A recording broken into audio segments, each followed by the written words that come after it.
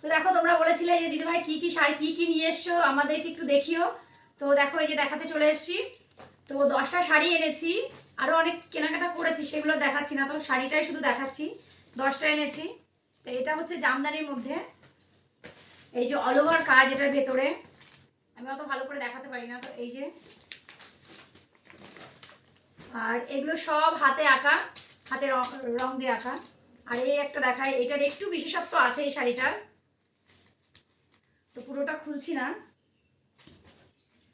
এইটা হচ্ছে গিয়ে এই যে রবীন্দ্রনাথ ঠাকুরের ছবি আঁকা, আর এটা হচ্ছে কুমোরপাড়ার গরুর গাড়ির যে থিমটা হয় সেটাই আঁকা পুরো শাড়িতেই। তো এখন খুলছি না শাড়িটা, তো যেদিন পরবো সেদিন তোমাদেরকে দেখাবো। তো এই শাড়িটা কেমন লাগলো একটু বলবা, আর কত দাম নিতে পারে এটা একটু দামটা একটু গেস করে আমাকে কমেন্টে জানিও। তো চলো, এই ছিল কেনাকাটা, চলো টাটা।